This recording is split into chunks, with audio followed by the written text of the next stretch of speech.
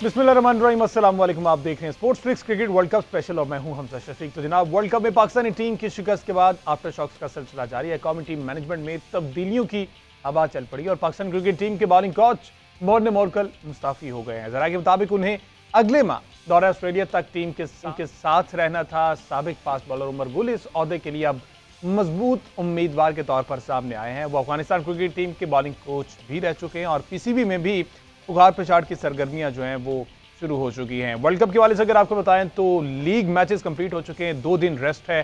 15 और 16 को दोनों सेमीफाइनल खेले जाने। पहला सेमीफाइनल इंडिया वर्सेस न्यूजीलैंड, जबकि दूसरा semifinal south Africa versus Australia खेला जाना है। और इन्हीं में से जो भी 2 टीमें फाइनल होगी, 19 नवंबर को उनका जो फाइनल मैच होगा नरेंद्र मोदी स्टेडियम अहमदाबाद में। तमाम तरह सूरत हाल पर बात करने के लिए फॉर्मर कैप्टन सलमान भट्ट साहब टेलीफोन लाइन पर हमारे साथ मौजूद होंगे। इसके साथ साथ कुरैशी ने भी हमें स्टूडियोज में ज्वाइन किया जी। Welcome to all of you जी। भट्ट साहब, क्या देख रहे हैं जो अब उखाड़ पिछाड़ शुरू कर दिया गया है? समझते हैं ये राइट टाइम है ऑस्ट्रेलिया सीरीज से पहले सारा कोचिंग स्टाफ तब्दील करना? और जैसे ही मॉर्ने मोरकल ने इस्तीफा दिया, कुछ खबरें तो ये भी आ रही हैं कि Mickey Arthur and the company, जो 1-2 और कोचेज हैं, उन्होंने भी सामान पैक करने की तैयारी कर ली कि भाई ऑस्ट्रेलिया का टफ टूर है, हम ये जिम्मेदारी नहीं ले सकते। क्या कहेंगे आप? देखिए, राइटिंग ऑन द वॉल तो है। अब आई डोंट नो कि पीसीबी के कहने पर उन्होंने इस्तीफा दिया या खुद से दिया, ये मुझे नहीं मालूम, क्योंकि डायरेक्टिव तो ये था कि जो आपकी कमेटी है वो बंदे को ना रख सकती है ना निकाल सकती है।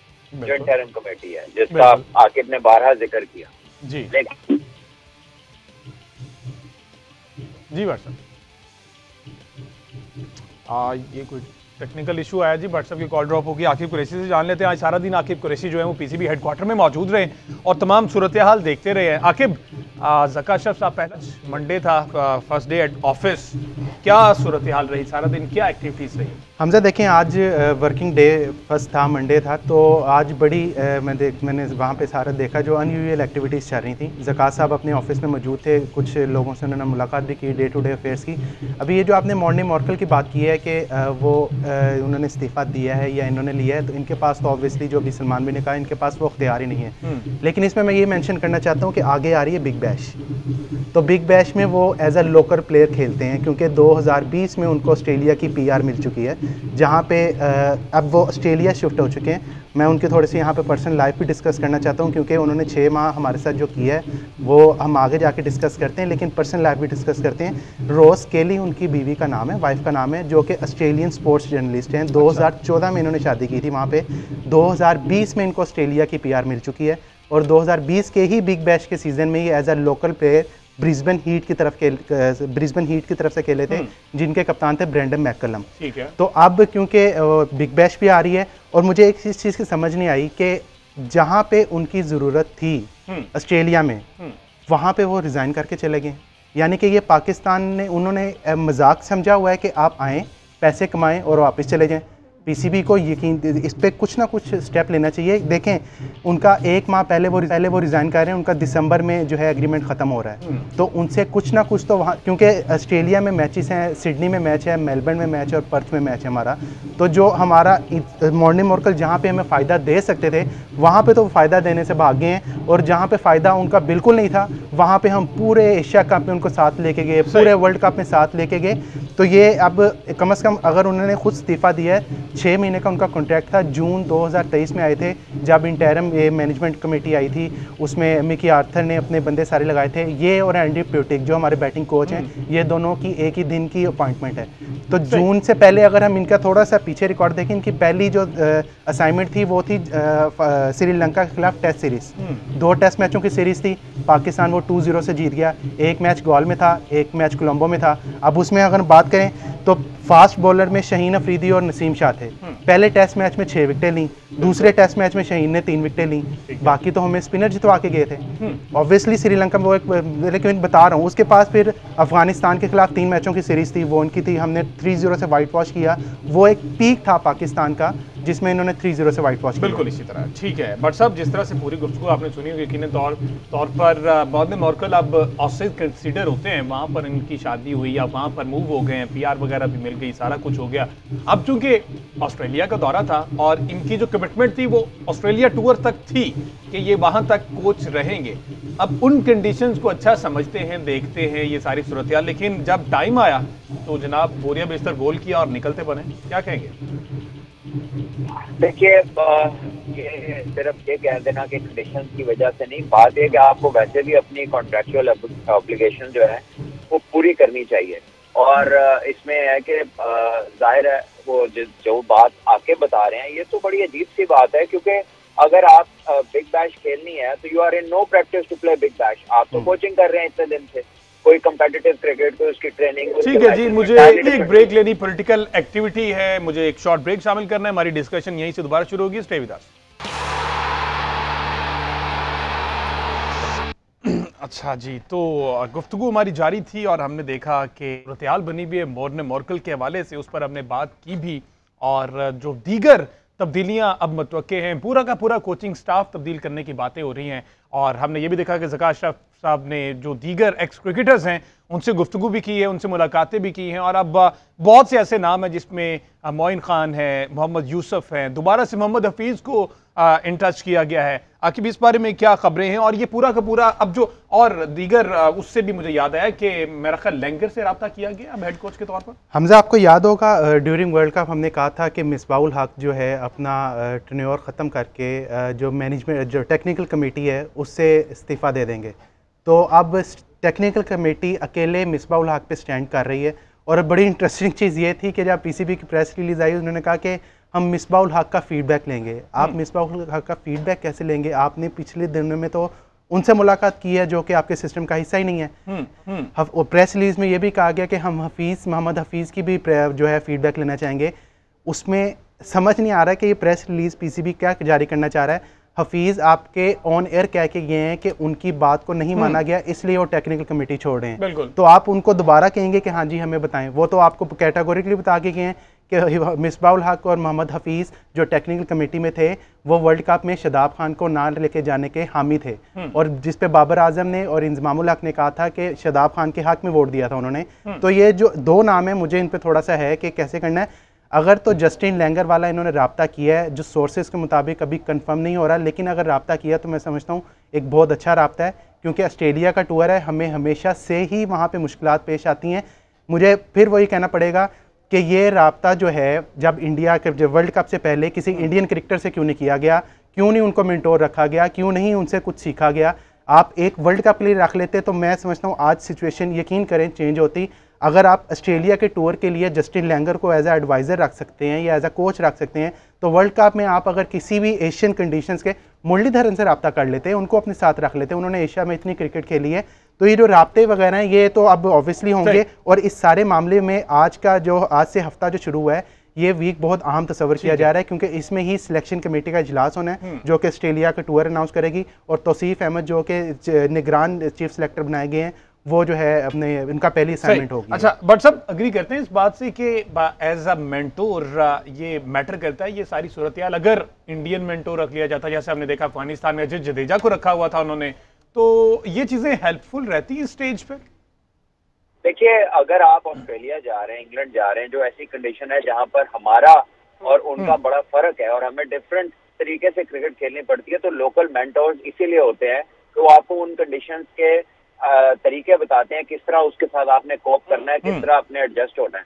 लेकिन इंडिया में कोई ऐसी कंडीशन नहीं है कि जिसके लिए आपको एक पाकिस्तान से अलावा किसी मेंटोर की तरफ देखना पड़े। पाकिस्तान ने इंडिया में सीरीज जीती है, पाकिस्तान के बड़े बड़े प्लेयर्स ने इंडिया में बड़े बड़े रन किए हैं, तो ऐसी कोई चीज इंडिया में नहीं है जिसके लिए आपको वहां का या कोई बाहर का बाहर का बंदा लाना पड़े। उसमें तो आपको आपके पाकिस्तानी इतने प्लेयर हैं जिन्होंने इंडिया में कमाल किए हुए हैं, सीरीजें जीती हुई हैं वहां पर। तो आई थिंक कि हॉर्सेस फॉर कोर्सेज होता है, जब कंडीशन ही एक जैसी है। अब आपने देखा है कि श्रीलंका इंडिया पाकिस्तान आए हो तो उन्होंने पाकिस्तान से मेंटोर लिया हो, वो अपना लेकर आते हैं क्योंकि कंडीशन एक ही है। लेकिन जब आप ऑस्ट्रेलिया जाते हैं, it's a good idea to have somebody local. मुझे याद है जब मैं गया था ऑस्ट्रेलिया, तो डीन जोन्स को लेकर आए थे बॉब वुलमर के वो बैटर्स के साथ थोड़ी मदद करें, उनको थोड़ा बैटिंग के बारे में बताएं। इसी तरह कामरान अकमल को उन्होंने इयन हेली से मिलवाया था कि वो कीपिंग के बारे में बताएं। ये बॉब वुलमर ने ये चीज इंट्रोड्यूस की थी कि वो लोकल्स के साथ लड़कों को कनेक्ट करते थे ताकि उनकी नॉलेज बढ़े। वो कोई प्रोफेशनल एंगेजमेंट ऐसी नहीं थी कि वो ड्रेसिंग रूम में रहे, लेकिन हमारी प्रैक्टिसेस में वो विजिट करते थे और हमें प्रैक्टिसेस में गाइड करते थे कि क्या करना है इन विकेटों के ऊपर। तो ये बड़ी अच्छी चीज है, लेकिन इंडिया के लिए आपको कोई ऐसा स्पेशलिस्ट नहीं चाहिए, वो जो आपको चाहिए वो पाकिस्तान से मिल जाएगा। सही। अच्छा बट साहब, ये जो कुछ अब सोर्सेज ये कह रहे हैं कि हेड कोच के लिए जस्टिन लेंगर को अप्रोच किया जा रहा है, तो आप समझते हैं अगर अग्री करते हैं वो तो ये अच्छा फैसला हो सकता है पाकिस्तान क्रिकेट के लिए? जस्टिन लेंगर एक वर्ल्ड क्लास प्लेयर थे और शानदार उन्होंने कोचिंग की और कोचिंग का टेन्योर बड़ा अच्छा गुजारा उन्होंने ऑस्ट्रेलिया टीम के साथ भी। और स्पेशली जब वो आए थे तो ऑस्ट्रेलिया की जो 2 प्रीमियर बैटर्स हैं वो अवेलेबल नहीं थे, वार्नर और स्मिथ, तो उसमें नए कैप्टन के साथ he did a fabulous job. तो आई थिंक अगर वो पाकिस्तान की ये ले लेते हैं पोजीशन को तो पाकिस्तान के लिए बहुत अच्छा होगा, क्योंकि जब एक इतना बड़ा प्लेयर या जिसने इंटरनेशनल पे परफॉर्मेंसेस किए हो, जब वो इंसान बात करता है तो सुनने वाले पे वो बात असर करती है।